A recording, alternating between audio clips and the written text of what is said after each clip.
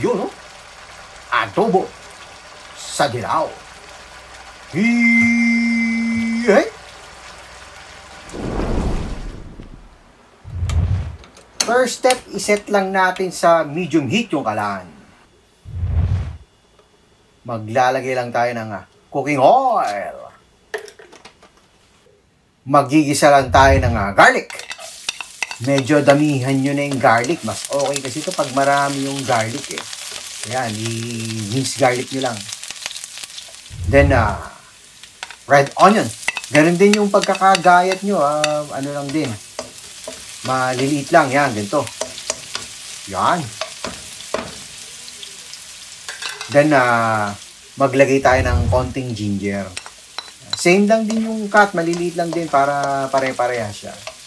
Hintayin lang natin itong mag-translucent. Yan. Lumalabas na yung aroma. Ang bango. Then, lagyan na natin yung kalahating kilo ng chicken.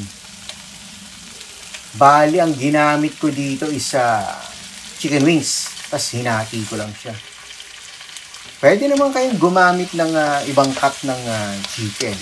Pwede yung adobo cut. Meron yan yung mga adobo cut na chicken. Halo-halo na yun. May breast, may chicken leg, may thigh. Depende sa inyo kung anong part ng chicken yung gusto nyo. Pwede naman yun.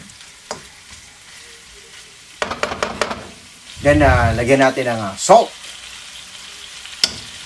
and black pepper. Dun sa asin, no, pwede kayong gumamit. Yung iba kasi ginagamit nila patis eh. Although ako kasi hindi ako masyadong sa patis. Hindi ako kumain ng patis eh. Para sa akin, mas okay lang yung asin eh. Mas gusto ko yung lasa ng asin na lang eh. Pwede rin kayong gumamit ng patis, wala namang problema. Tapos lagyan natin ng turmeric powder. Mga 1 tablespoon ng turmeric. Depende sa inyo kung anong gaano karami yung gusto nyo. Pero ako, gusto ko yung ganito karami. Para talagang nangilaw talaga siya, di ba? O, tinan mo. Kaya nga, adobo sa dilaw eh. Yun, no? Kita mo, kumakapit yung kulay. Ano lang kahit, baka pagkain nyo kumapit din sa itin nyo yung dilaw na yan.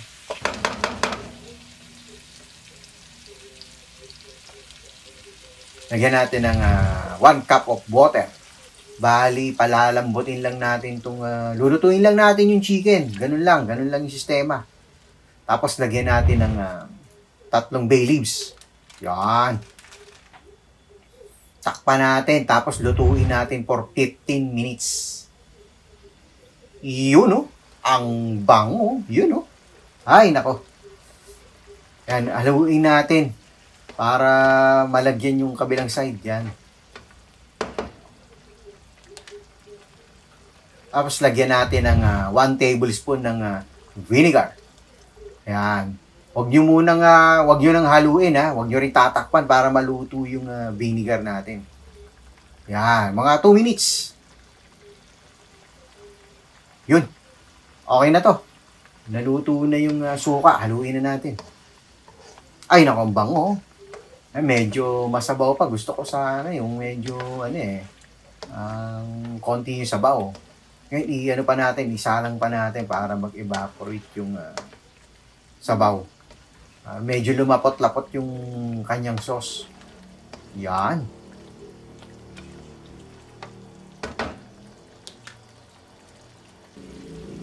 Ang bango.